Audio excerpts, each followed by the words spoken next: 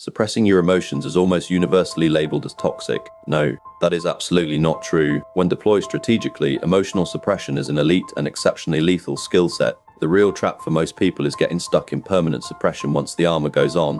The objective is to wield emotional control like an instrument. Human beings only experience two fundamental categories of emotion. Every single state of mind falls into one or the other. These are the forces of expansive grace and fierce severity. Expansive grace embodies states like deep relief, sensory pleasure, and radiant joy. In our context, suppressing an emotion is an act of fierce severity, while letting it flow is expansive grace. Fierce severity manifests as ambition, raw rage, panic, hatred, and the raw ego. Crucially, expansive grace is never inherently righteous, nor is fierce severity inherently evil. From what I observe, the human mind lazily slaps evil onto severe force and good onto soft grace. To cut straight to the chase, here is the core premise. Expansive grace can yield both salvation and ruin. Fierce severity can deliver both destruction and triumph. Let me give you a quick case study. Someone gets approached with romantic intent by a charming, high-status person. On the surface, this is pure expansive grace. Zero friction, zero struggle, total effortless charm. They shower you with affection, make you feel on top of the world, and play the part perfectly. Then, out of nowhere, they drive a dagger straight through your neck. Apparent beauty turned into utter destruction. Or, take the opposite. Your father was brutally harsh, raising you, forcing you to withdraw into your shell. Years later, you realize that his relentless severity forged an arsenal of skills inside you. You learn that trust in others must always have hard boundaries, because your tolerance for friction was built early, grinding relentlessly on complex pursuits, or your career feels second nature. Because you were pushed inward and learned to keep your own counsel, you reach profound depths in internal mastery. This dynamic governs emotions, events, and every dimension of human life. Something can be pleasant, sweet, and effortless, yet lead straight to salvation or ruin. Something can be grotesque, agonizing, and brutal, yet serve as your ultimate breakthrough or your downfall. The only metric that matters is the final outcome. Suppressing emotion appears, on the surface, to be an act of harsh severity, yet once you deconstruct it, you realize it is simply a technical capacity. In high-stakes crises, shutting down emotion allows you to architect every move with optimal rationality. That is fundamentally the entire point. Overcoming severe friction by applying deliberate, unyielding force. Because you cannot dismantle a brutal obstacle through soft shortcuts. What is hard is hard. Likewise, overcomplicating something simple is an equally foolish blunder. Take ordering pizza, for instance. You don't need 5 hours to run a feasibility matrix across 50 pizzerias and calculate the game theory optimum minute to call. Treat the intellect like a 3-speed transmission, just as you can't master advanced mathematics with a casual glance. Wasting hours agonizing over dinner will derail your life. In short, intentionally suppressing emotion during high-friction tasks is a master-level skill. It supplies fortitude, emotional armor, and raw execution power. However, this must be an intentional switch. Otherwise, you will lose the ability to unlock your emotions when the moment calls for it. Naturally, precisely which emotion or emotional cluster you suppress is critical. Suppressing your ego prevents you from discarding truth or competence just because it came from a cheap, vulgar individual. Because neither that brilliant insight nor that flawless execution truly belongs to them. It all belongs to the divine source, and we merely channel it. So, wherever I spot excellence, I claim it without hesitation. They are just a transient vessel holding it. The ego often sabotages grace, yet it possesses its own tactical utility. For instance, if your dignity is assaulted, unleashing calibrated rage can burn the obstacle to the ground and force a resolution. Incinerating with fire is a skill. Extinguishing with water is an equal skill. The human responsibility is deciding with razor-sharp judgment what to deploy and when. Uninhibited emotional release, on the other hand, is rich with restorative grace. In reality, this is precisely what most people struggle with the most. When you release your emotions, catharsis follows. That part is obvious. The core challenge remains unchanged, possessing the clarity to decide whether to release or suppress. Say your boss starts insulting and screaming at you. Instantaneously, righteous fury surges through your chest. Simultaneously, the moment fury spikes, your subconscious detects the threat and deploys fear. Here is the operational nuance. If you've already established a non-negotiable rule in advance, your subconscious will not trigger panic. If you told yourself, look, if someone attacks our dignity, short of a lethal threat, I'm tearing up the rule book and going scorched earth, and you'll never turn your back on me, and that guy inside you nodded in agreement. In that moment, Fear never gets deployed. In people who never do the inner work, the internal safety protocol triggers fear to make them obsess over their bills and responsibilities, forcing a second pause, and you calculate the trade-off. Right.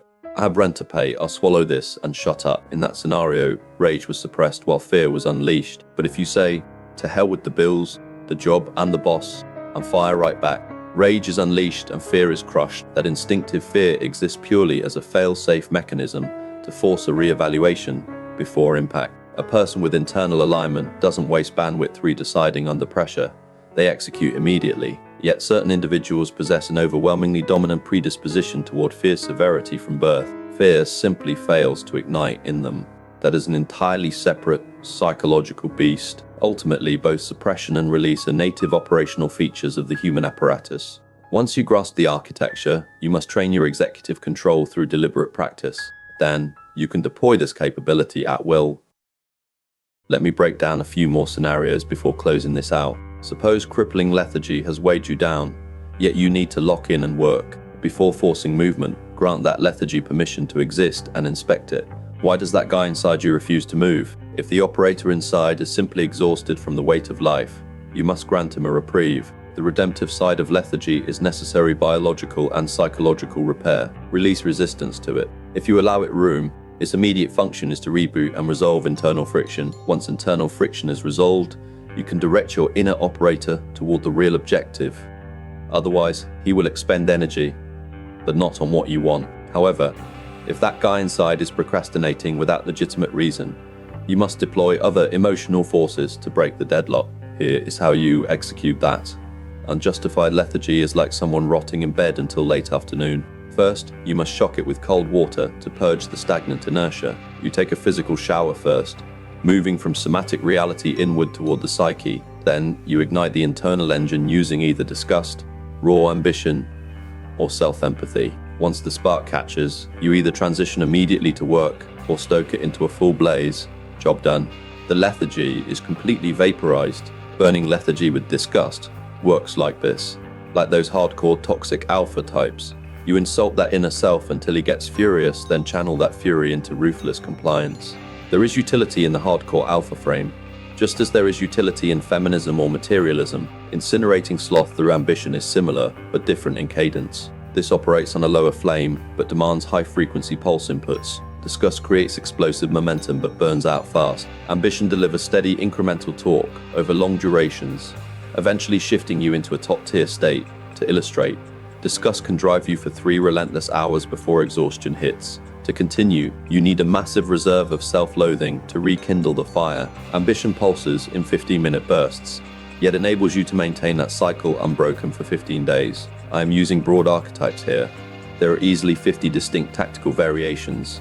Purging lethargy through empathy looks like this. You sit your inner self down and ask, why are we stalling? You reason with him, validate the struggle, win his alignment, and say, let's handle this together. Smoothly engaging into execution. Calculate the exact equilibrium between your ethics, core principles, and the expected payoff. Then execute the optimal move. If an emotion threatens severe collateral damage for minimal upside, suppress it ruthlessly. If the friction is high, but the upside is asymmetric, you may choose to unlock the emotion and ride the wave. I have framed this mostly around self-mastery so far, but its tactical applications go much further. The most immediate, unlocking emotional expression initiates baseline psychological healing. By suppressing rage, however, you condense it into severe, penetrating force. Your anger becomes both immensely more potent and completely harnessed, though operating at this peak tier is exceptionally rare. Attempting to forge this is also high risk. If containment fails, you will lash out and inflict collateral damage on those you love. If you fully release grief, for example, genuine happiness begins to emerge.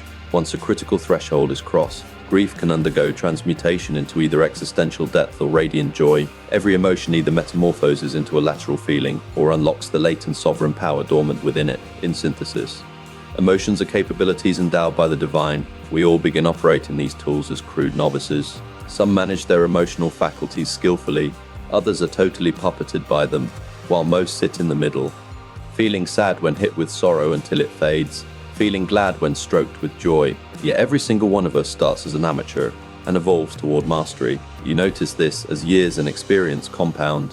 What once terrified you becomes trivial. Idols on pedestals shrink to ordinary stature, and those once dismissed as unremarkable reveal hidden depth. If we commit to this as our craft, our emotional mastery expands drastically, because like everything in reality, these capacities compound through disciplined labor. That is when we unlock our highest psychological archetype. Cultivating the intellect, however, is a completely different battlefield, one we will return to later. As long as your intent serves a higher good, whether you unleash your emotions or suppress them, you will prevail.